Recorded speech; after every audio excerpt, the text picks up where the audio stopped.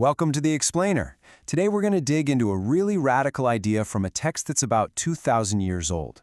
What if the ultimate proof of who you are and what you belong to wasn't a symbol or something you said, but a specific action that everyone could see? I mean, think about it for a second. A team jersey, a company logo, maybe even a secret handshake. We use these kinds of external markers all the time to signal our identity, right? To show we're part of something. But what if the most powerful identifier wasn't something you wear or say, but something you just consistently do? Well, the text we're looking at today makes that exact argument. It basically says your actions, not your words, not your affiliations, are your true signature. And here it is. This is the source material for our whole explainer today. It's a short but really profound passage from the book of John, and it makes this startling claim that a very specific kind of love can act as an undeniable form of identification. Okay, so let's really break this down. The core idea here is that love isn't just some feeling, It's a verifiable action, something that can serve as a unique signature of who you are. Now, the text uses this word disciples, and all that really means is dedicated followers of a teacher or a philosophy. So at its heart, this is a discussion about what it means to truly follow a particular way of life. And right off the bat, the text frames this whole thing as revolutionary. This isn't just some friendly suggestion or an old idea getting a fresh coat of paint. That very first word, new, is a total game changer. It's meant to signal a deliberate break from the past, a shift to a whole new way of thinking. It's designed to make you sit up and really pay attention. So you have to ask, right, what's the big innovation here?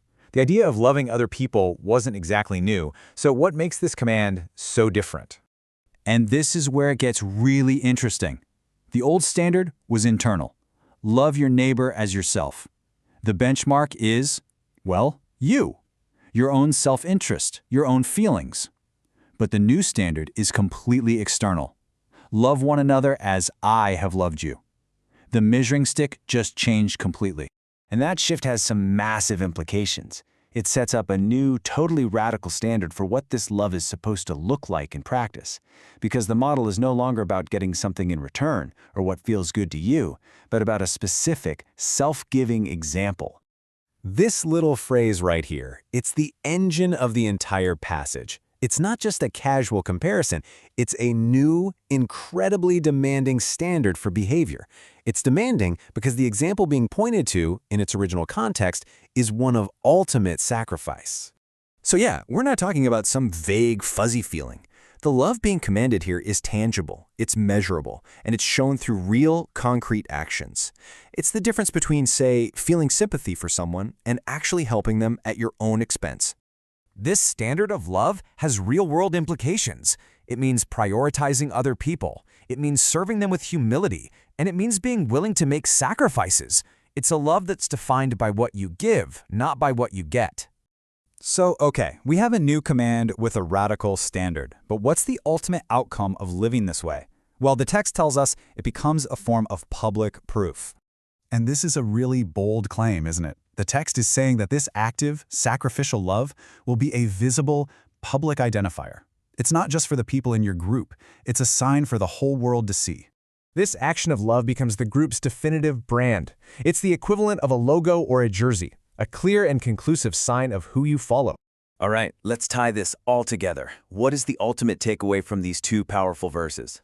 When you boil it all down, the key takeaway is this. Your identity isn't defined by your beliefs or your feelings, but by the verifiable evidence of your actions. The text builds this really powerful three-step argument. First, it issues a new command. Second, it sets a radical standard for that command. And third, it declares that this action will be the public proof of your identity. So the main takeaway from this text is pretty clear. It redefines love not as some abstract emotion, but as a concrete external signature. It's your public identity, written not in words, but in deeds. So, we'll leave you with a final, challenging thought that comes straight from the text itself. If your actions were your only signature, what would they say about who you are and what you believe?